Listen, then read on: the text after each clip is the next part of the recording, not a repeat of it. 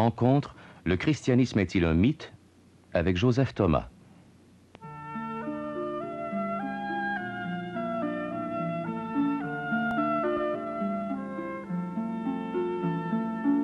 Comment des gens cultivés, sérieux, intelligents peuvent-ils adhérer au christianisme? De plus en plus, on se pose cette question. Or, voici un chrétien qui accepte de répondre aux objections les plus difficiles. Joseph Thomas, jésuite. Il vit à Paris, où il dirige une très bonne revue, Christus, et où il enseigne à de nombreux laïcs ce qu'il appelle l'intelligence de la foi. Joseph Thomas a publié de nombreux ouvrages. Il a surtout beaucoup réfléchi. Il est considéré comme l'un des chrétiens les plus avertis, les plus lucides, les plus clairs. Il a accepté avec enthousiasme de répondre aux questions volontairement audacieuses de Marcel Brisebois. Joseph Thomas, un grand nombre de vos ouvrages portent sur la foi, ou comme vous l'avez dit, sur l'expérience chrétienne. Comment avez-vous eu la foi?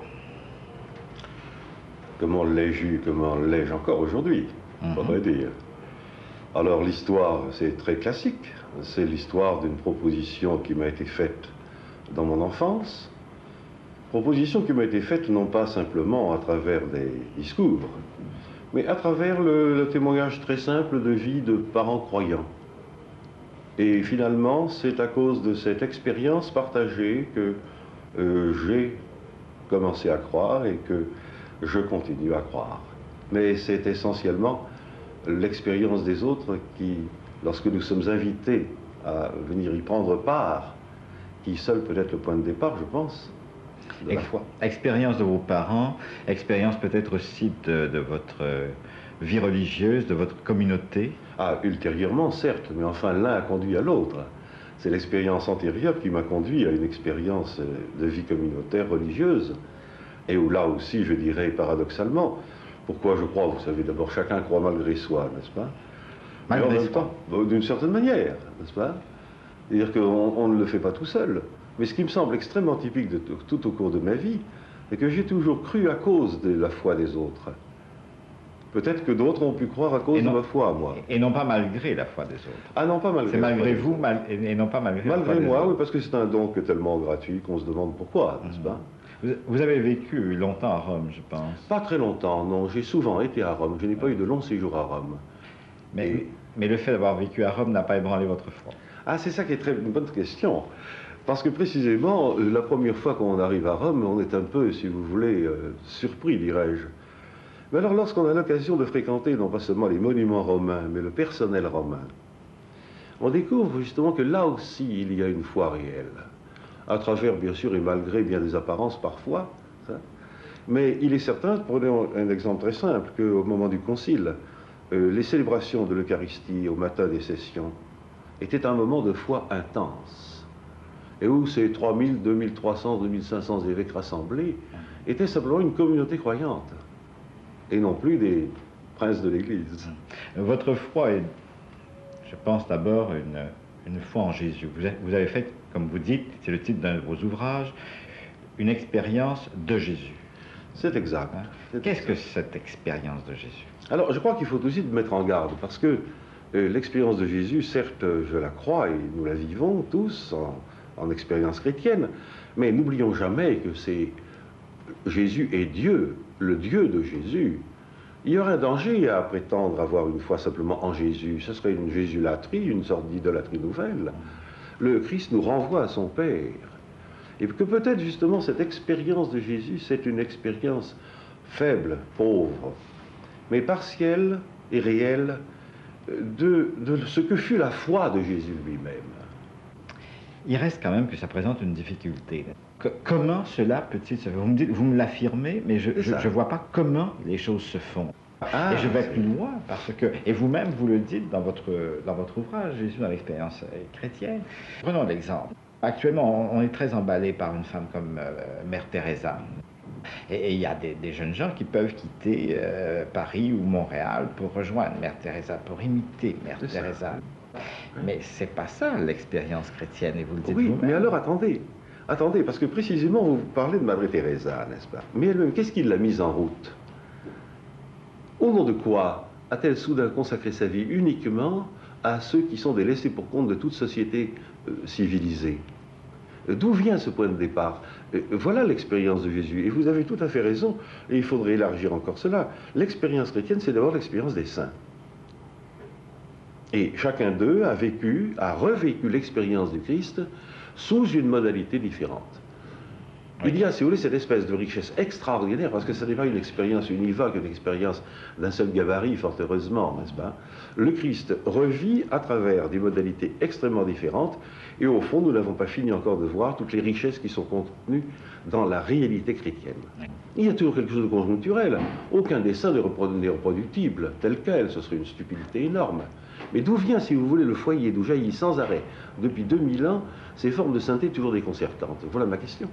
Et comment répondez-vous à cette question-là? Ma question, c'est qu'il y a une source toujours présente. Mais c'est cette source toujours présente, c'est le Christ aujourd'hui vivant, qui fera apparaître des formes nouvelles de vie et d'expérience chrétienne pour lesquelles nous n'avons encore aucune idée.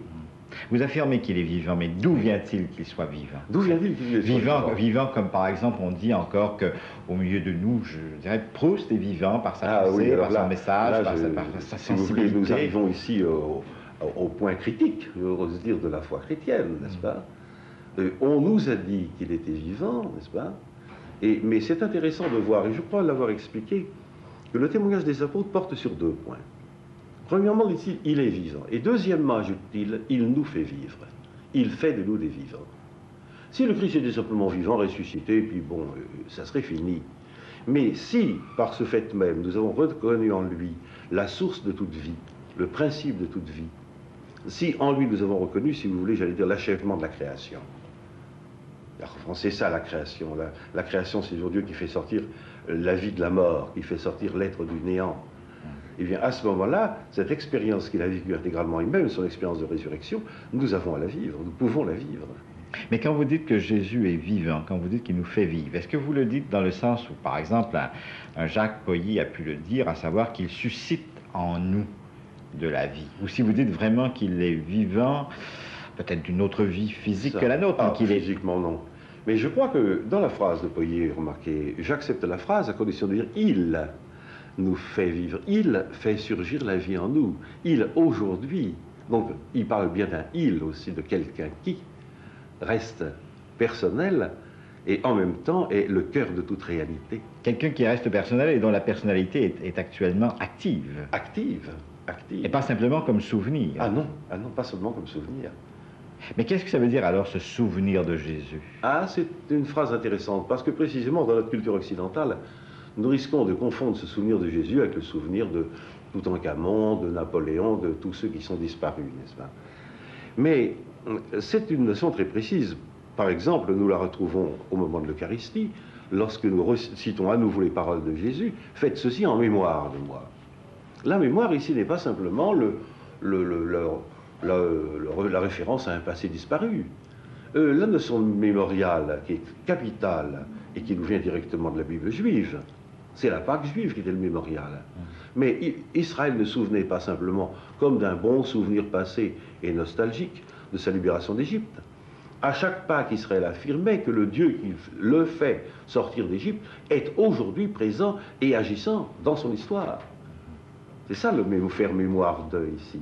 Oui. Ça n'est pas simplement se référer au passé, c'est vraiment s'enraciner dans l'origine même des choses. Mais ce qui est terrible dans l'affirmation chrétienne, c'est que cette mémoire, elle vaut pour tout homme. Et cette mémoire même donne un sens à toute histoire humaine. Oui. Tandis que si la mémoire de l'événement pascal pour les Juifs donnait sens à leur existence collective, elle ne donnait pas sens à l'existence des autres peuples. Vous avez tout à fait raison. C'est peut-être ça une des grandes différences. Et ça, c'est une grande prétention. Mais attention, notre prétention est tout de même plus restreinte, n'est-ce pas? En ce sens que dans les paroles que je citais tout à l'heure, faites ceci en mémoire de moi, l'Église est le lieu où la mémoire du Christ reste vivante.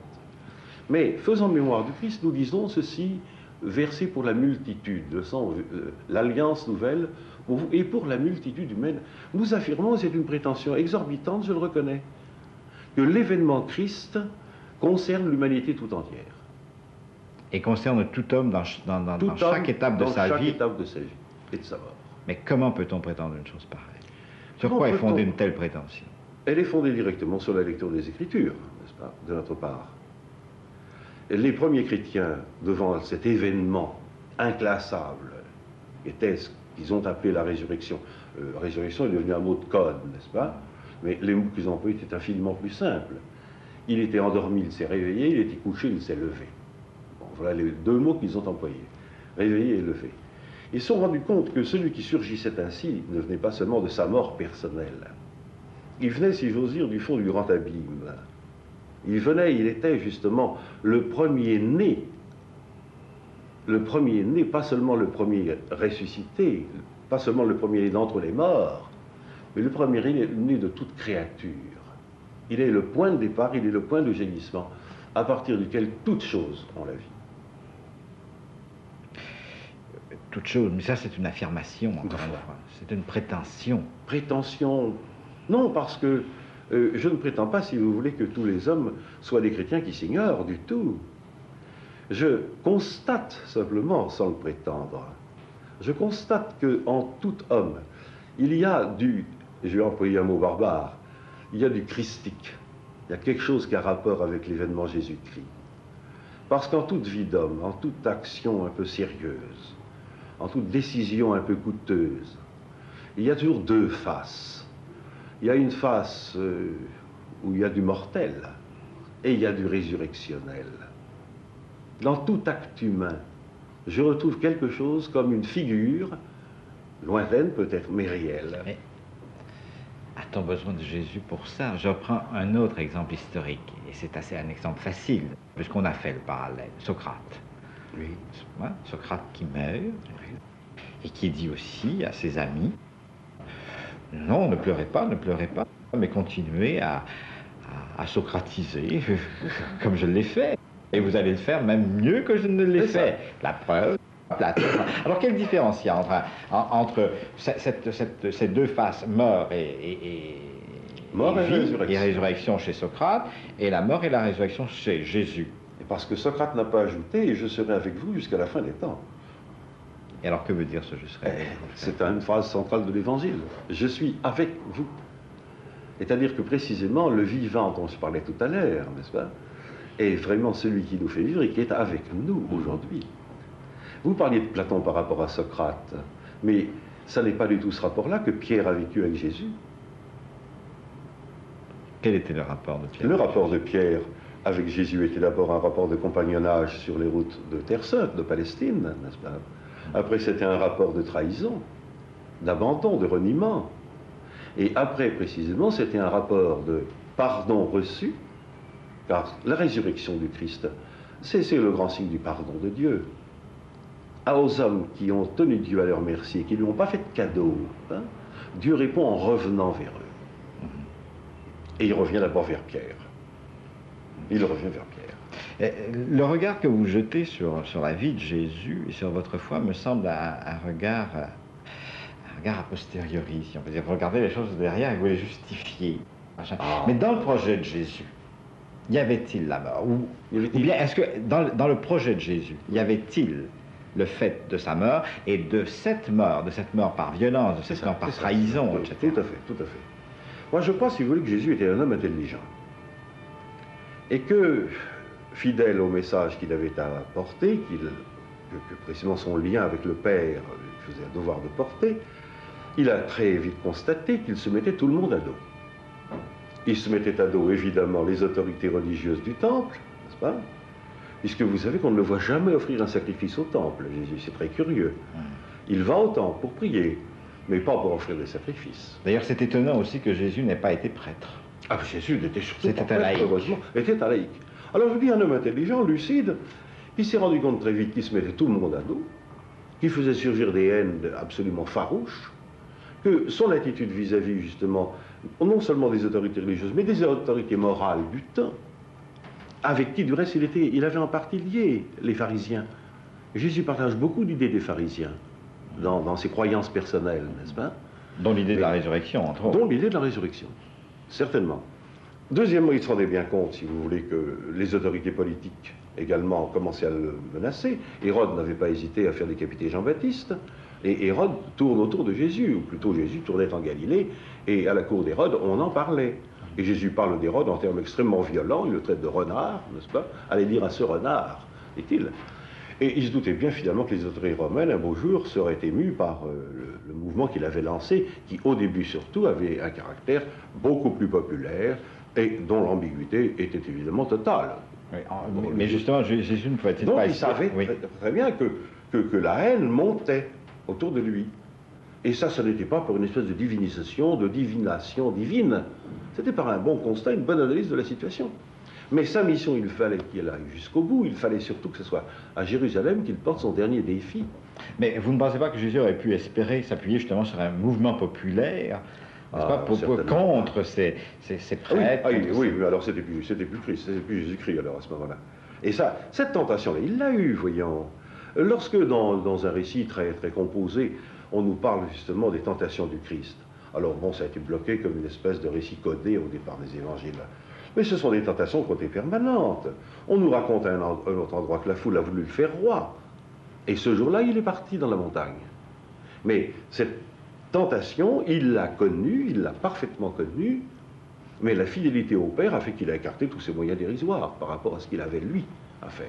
Est-ce que vous essayez de me dire qu'au fond, ce que Jésus cherchait, c'était un échec humain? Ah non, du tout. Il cherchait une réussite précise. La réussite d'abord que son message soit entendu, et que les hommes véritablement se convertissent au Père.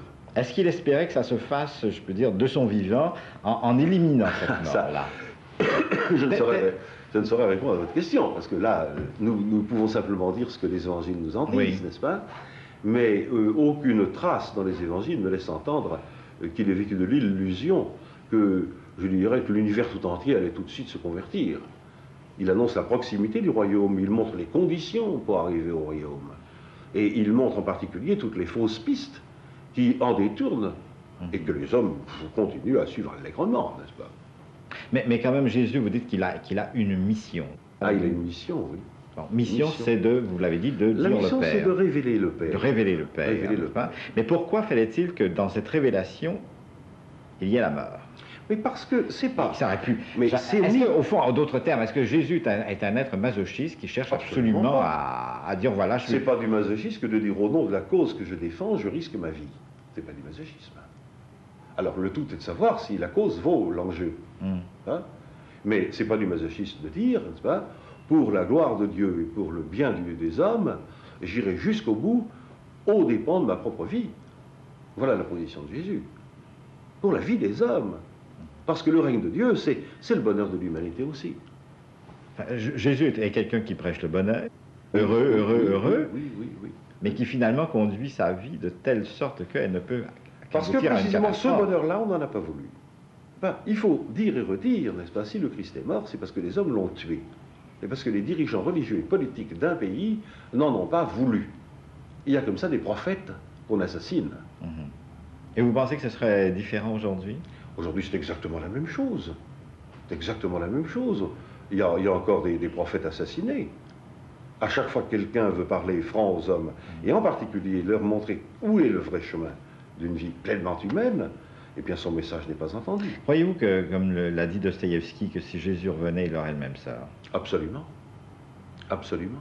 Alors que veut dire à ce moment-là tout le comportement de l'Église? Car ce serait aussi l'Église qui l'éliminerait. Ah, le gros problème, c'est que justement, est-ce que le statut propre de l'Église n'est pas de susciter la contradiction et de se heurter à la contradiction?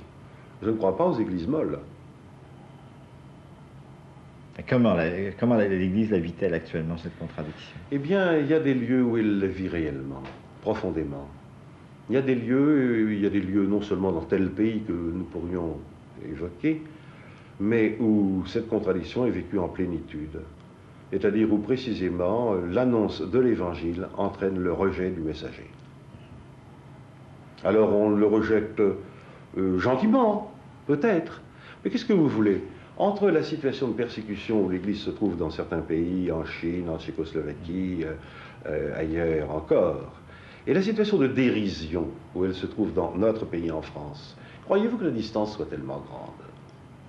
Ne croyez-vous pas que la dérision qui pèse sur les prêtres, à l'heure actuelle, ne soit pas comme quelque chose qui fait penser à la dérision et au rejet du Christ? Et dérision qui pèse sur les chrétiens aussi? Dérision qui pèse sur les chrétiens.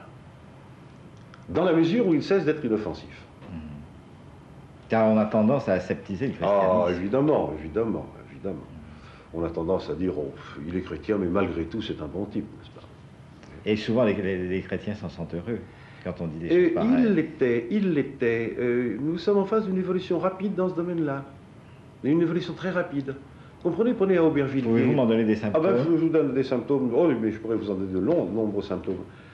On me citait récemment, Aubervilliers n'est donc pas un lieu de chrétienté très intense, n'est-ce pas? Dans la banlieue nord de Paris, c'est une zone qui autrefois fut extrêmement défavorisée, voire prévère.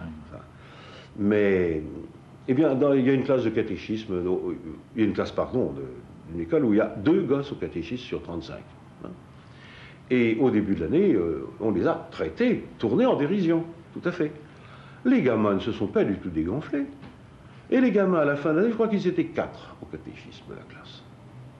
Il est assez typique qu'à l'heure actuelle, les chrétiens, en France du moins, et je pense qu'en d'autres endroits aussi, après avoir pendant longtemps camouflé leur identité pour se faire accepter comme tout le monde, et Dieu sait si nous sommes des hommes comme tout le monde, se rendent compte à l'heure actuelle qu'il y a une affirmation de son identité personnelle de chrétien à faire entendre. Ça m'a beaucoup frappé, si vous voulez, dans les milieux ouvriers.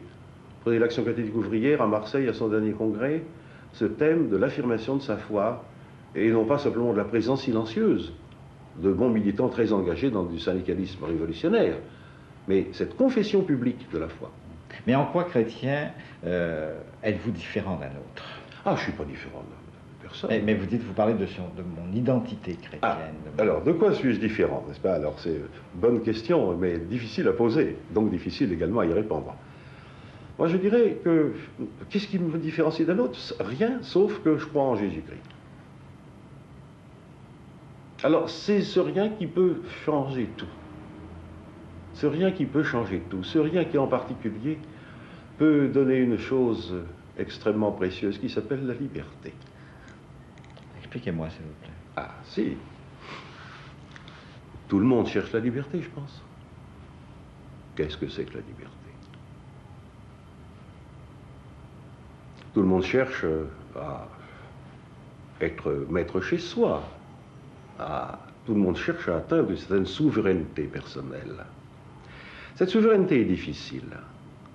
Elle est difficile pour 2 raisons. Elle est difficile parce que nous sommes en jeu à nos pulsions intérieures et parce que nous sommes soumis à des pressions extérieures absolument colossales. Nous ne rendons même pas compte, à la limite, des modèles de comportement social qui nous sont imposés et que nous ne pouvons pas violer. C'est-à-dire qu'en définitive, je dirais qu'il est très facile de vivre dans une situation d'idolâtrie. Je pense que je ne crois pas que les hommes soient sans Dieu, voyez-vous. Je crois que lorsque les hommes sont sans le vrai Dieu, l'espace vide grouille très vite d'un tas de petits faux dieux. Les gens ne peuvent pas vivre sans Dieu, alors ils s'en fabriquent. Le Christ balaie littéralement du ciel toutes les idoles. Toutes les idoles. Le message du Christ, si vous voulez, et la résurrection du Christ plus encore, c'est le... Tout à l'heure, je parlais de dérision. Lui a tourné en dérision toutes ces fausses idoles. Et il nous donne cette capacité d'avoir un regard libre, un regard neuf, d'avoir un regard qui justement ne s'arrête plus, si vous voulez, sur la fascination de l'argent, du succès, de la carrière, du prestige, de tout cela, qui sont finalement des idoles qui conduisent à la mort. Mais justement, on revient toujours au problème de la mort, et je voudrais qu'on l'approfondisse d'ailleurs. Fallait-il qu'il meure de cette façon-là, de cette mort aussi ignominieuse? Est-ce qu'il n'aurait pas pu dire, écoutez, là, j'ai dit tout ce que j'avais à dire, moi je m'en vais au désert, salut, et puis je vais continuer à vivre selon mes principes, et puis débrouillez-vous. Pourquoi fallait-il qu'il le... Enfin, je reprends l'exemple, le mot qu'on a employé souvent, qu'il se livre. Qui est survivant. Qu'il se livre. Qu'il se livre. Qu'il se livre. Il s'est livré. Pourquoi fallait-il qu'il se livre? Eh oui. Alors, il y a 2 manières de se livrer. Il y a une manière de se livrer par désespoir, parce qu'on est lassé de prendre le maquis et qu'un beau jour on va à la police. Ça n'a pas été son cas. Il y a une autre manière de se livrer qui consiste, face à la haine des hommes, à répondre par l'amour. Et c'est là le mystère de Jésus. Le mystère de Jésus, c'est que précisément, et nous l'évoquions tout à l'heure, il était coincé de toutes parts par la haine. Alors il aurait pu, oui, prendre le maquis. Il l'avait fait déjà un peu de temps avant. Il a plusieurs fois pris le maquis dans les évangiles, c'est très nettement dit. Mais ce jour-là, il a dit, il faut que les hommes sachent que la haine ne sera jamais la plus forte. Il faut que les hommes sachent que l'amour sera plus fort. Et si c'est livré, ce n'est pas comme on livre, il s'est livré par amour. Tu veux ma peau? Eh bien la voilà. Tu veux me casser les reins? Voilà mon corps que tu peux briser. Ou plutôt, c'est curieux, ils ne l'ont pas brisé. Mais il semble pourtant qu'en se livrant, il connaît le désespoir. Pourquoi m'as-tu abandonné? En se livrant simplement, alors il accepte de passer par ce lieu qui c'est le chemin par où passe toute chair et qui est le lieu de la mort. Parce qu'ayant voulu partager notre condition, il l'a partagée jusque dans les enfers. Vous savez, moi j'aime bien la vieille formule là, il est descendu aux enfers. Ça ne veut pas du tout dire qu'il a été faire un aller-retour dans un lieu mystérieux, n'est-ce pas, où des gens seraient en train d'attendre je ne sais quoi. Mais ça veut dire qu'il est descendu dans les abîmes de l'homme, dans ces lieux de désespoir où la mort entraîne tout être humain. Et que là, en ce lieu-là, il a donné son message suprême, ce message qu'il avait développé pendant toute sa vie, il l'a donné, car désespoir, pourquoi m'as-tu abandonné? Mais n'oubliez pas le début, mon Dieu, tu es mon Dieu. Le cri du Christ n'est pas seulement un cri de désespoir, c'est un cri dans la grande plainte de l'agonie d'un homme, et Dieu sait si, heureusement que le Christ a connu ce moment, cette grande plainte. Il continue à dire, mon Dieu, tu es mon Dieu. Il continue à croire. Et c'est cela votre foi. Et c'est ça ma foi. Joseph Thomas, je vous remercie. Rappelons que le père Joseph Thomas, jésuite, est directeur de la revue Christus, une revue dont la qualité ne s'est pas démentie au cours de ses nombreuses années de parution. Le père Thomas a publié de nombreux ouvrages. Jésus dans l'expérience chrétienne aux éditions Bellarmin, Rupture chez Detlé de Brouwer, un ouvrage qui résume très bien la pensée du père Thomas, Croire au vrai Dieu aux éditions du Centurion, La foi égarée chez Detlé de Brouwer et plusieurs autres. Il dirige aussi à Paris une école de la foi pour adultes. Joseph Thomas, théologien, auteur de Jésus dans l'expérience chrétienne, sera l'invité de Marcel Brisebois à rencontre mardi prochain à la même heure.